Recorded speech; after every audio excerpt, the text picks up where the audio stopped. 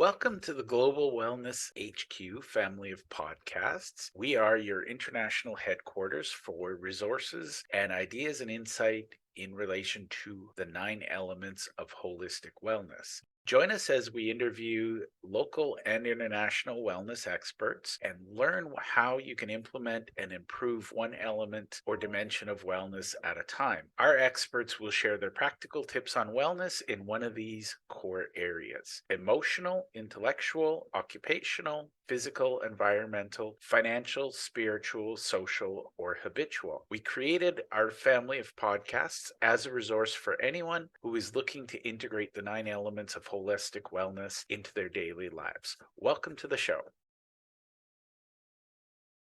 Hi, everyone.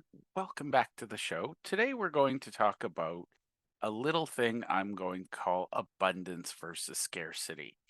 And this is a hot topic in my world, and I share this because I think it's absolutely important. And I'm going to share a little bit of insight and I'm going to challenge you a little. But first, let's discuss definition. So, first of all, I think we all know mindset. That's how we predominantly think.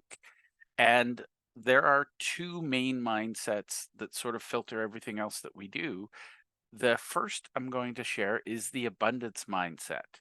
And abundance mindset is about being optimistic and it's about believing that there is plenty of resources for everyone to go around. And then I love visionaries because they literally by default operate from a world of abundance. They see a challenge as an opportunity, they don't believe in problems, and they focus on long-term strategic solutions rather than short-term problems. Now, on the flip side, and I'll go into a little bit more detail, but the flip side is a scarcity mindset. And really, truly, scarcity comes from the place of we believe in limited resources. So we're always fighting to get our share. And what that does is it causes hyperfixation, very short term coping instead of that long term problem solving. And really, truly, what I see in the world is when there is a scarcity mindset, there's jealousy and stress and discord. So think about it for a minute. If you believe that things are scarce, you're going to fight to get everything you can. When you believe that resources are abundant, you're just going to help and make sure you take what you need and leave the rest and you help others find it. So the thing I will say about abundance mindset is we're looking at opportunities in a situation. Everything is a chance to learn or to grow. We are in control and we take responsibility. And with abundance, most of your mental energy is on new possibilities and how do we best serve humanity. We feel like we're in control, we feel empowered and engaged. And in a perfect world, our positive attitude will inspire and energize others to perform at their best. In a less perfect world, it drives away the people who are going to stop you and say it can't be done. And what I love about abundance mindset is it's all about collaboration and they play well with others by sharing both knowledge and success. I love, love, love optimistic thinkers because they think big. They're okay with risk because they assume that things will work out. And they tend to trust the people around them by focusing on relationships.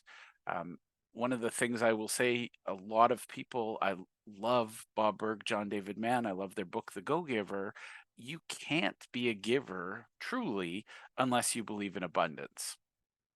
So I love to contribute to others. I hope you do as well. And basically, the last thing I'll say about abundance is that people who live in abundance establish their sense of self worth by comparing themselves to their best self. It's like golf. You're not actually always competing with other golfers, you're competing with yourself. How can I get a better score? Now, on the flip side, we have the scarcity mindset. And basically, when you have a scarcity mindset, you're going to look at the limitations of a situation. There's a victim mentality that is always at work, we're always struggling, and most of the mental energy is going to be spent on what's lacking.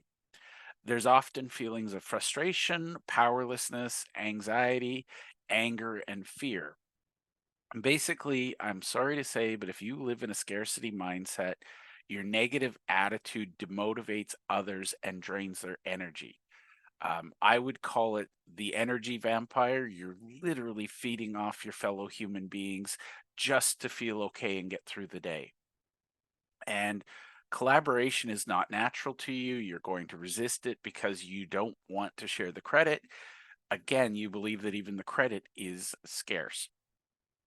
Sadly, when you're stuck in scarcity, you're going to think small, often avoiding risk, and you will find it hard to trust others. You're going to, by default, be suspicious. What are their motives? What are they after? What do they want from me? And in most situations, you act as a taker. You're expecting more from others. And quite frankly, you're okay with asking others to carry more of your load because you feel your burden is heavier than anyone else's. And you're okay with that. And again, I'm not judging here. I'm just saying this is sort of what a scarcity mindset looks like. And unfortunately, it's not your fault, but the reality is you establish your sense of self worth by comparing yourself to others. And by the way, I personally believe that being active in a lot of social platforms on social media causes a comparative scarcity mindset because we see the people who live bright, shiny lives and they have, wonderful things in front of them. The reality is we don't know how hard they work to earn those things. We don't know where they are in life. So a scarcity mindset is bluntly very exhausting. So I'm just going to say off the top of my head that if you are in an abundance mindset, great. I love meeting people who believe in abundance. If you're in a scarcity mindset, find ways to improve your mindset. So that's my 2 cents. So we talked a little bit about mindset, and the good news is you can develop a more abundant mindset. And by the way, this is not always a natural skill for people, so you're going to have to work to it.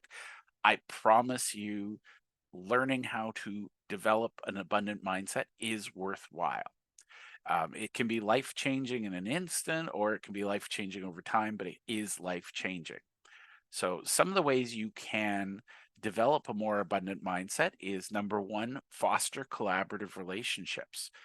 Build in an environment and relationships around you that helps you collaborate instead of compete. And if you're in a place where competition is the norm, it's much harder to come up with an abundant mindset.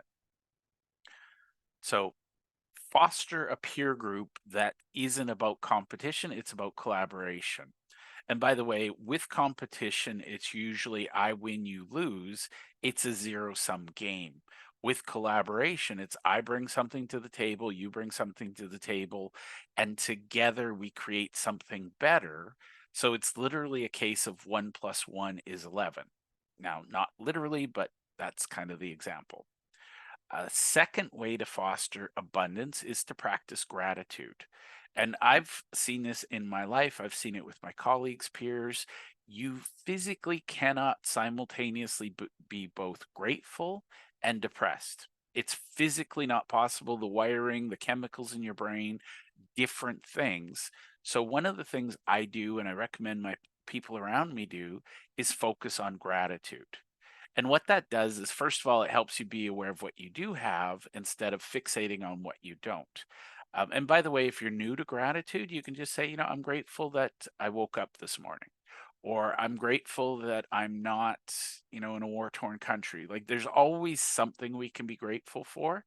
If you can't find something to be grateful for, I'm sorry, but you're stuck in scarcity and there's nothing else I can do. So I'm going to encourage you to practice gratitude. Now, the third thing is what we call notice and redirect automatic thoughts. And this is not about judging them, it's just looking at your default thoughts and seeing if, on the whole, are they positive or negative. I've seen people where, something doesn't go their way, a tiny little thing like they miss a traffic light, and they say, wow, I'm stupid. And it's like, how did you go from miss the traffic light to I'm stupid? So notice your thoughts and try to find ways to differentiate and replace them with a different perspective.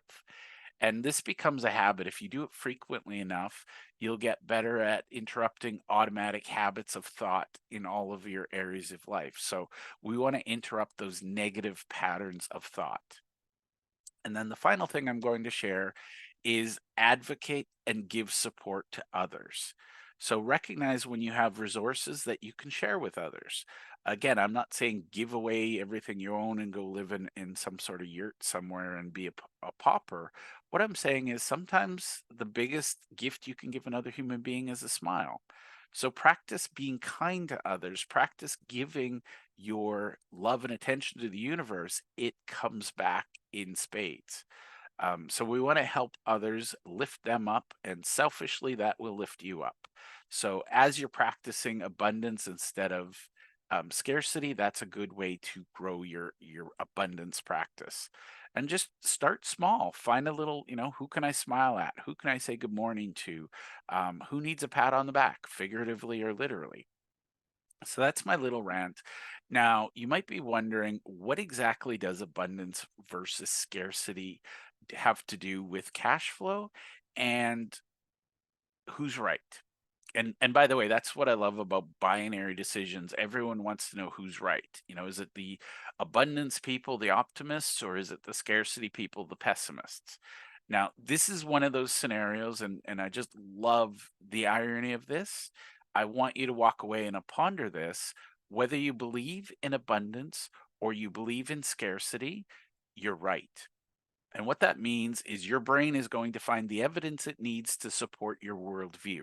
So if your worldview is that the world is horrible, it's dark and dreary, and everybody's mean, your brain is going to find evidence to support that. Now, if you're an optimist and you think the world is full of sunshine and rainbows and unicorns and, fresh linen and cute babies, guess what? Your brain will find proof of that as well. So personally, I don't care which one is absolutely right because if my mindset tells me one's right, I will find ways to support that and make it true. So for me personally, I choose abundance because it's quite a bit more fun. It's less stressful.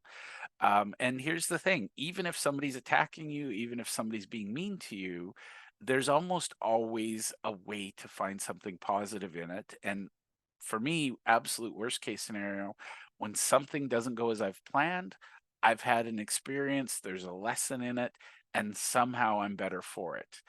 And by the way, if you don't have any real trauma in your life, you're far less interesting because the pain and the suffering and things, they're just the way the universe teaches us lessons that we need.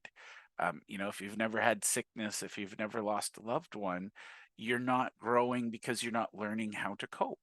So again, I embrace even the worst things in life and I say, thank you. What have I learned from this?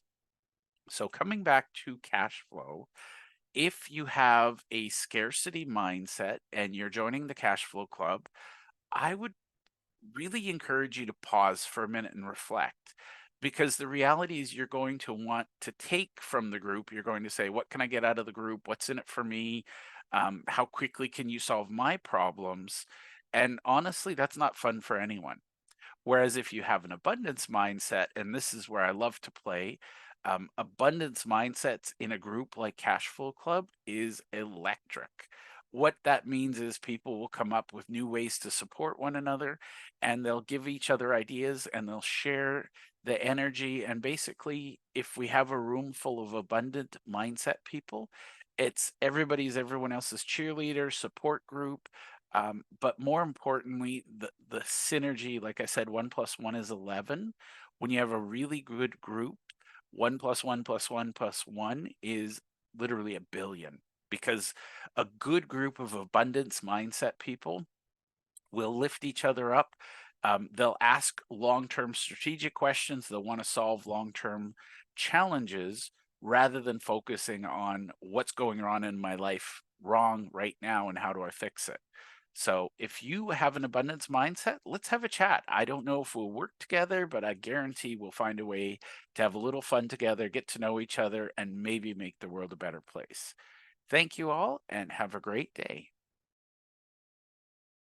Thank you for taking the time to listen to our show. We hope that you enjoyed this episode, and we invite you to either click the link below or scan the QR code to register and listen to other episodes of our podcast. Or if you think your business or you would be a great guest to be on our show, we're always looking for experts in one of the 9 elements of holistic wellness. We'd love to have you. You can either click the link below or you can scan the QR code and complete our speaker intake form. Thank you and to your wellness.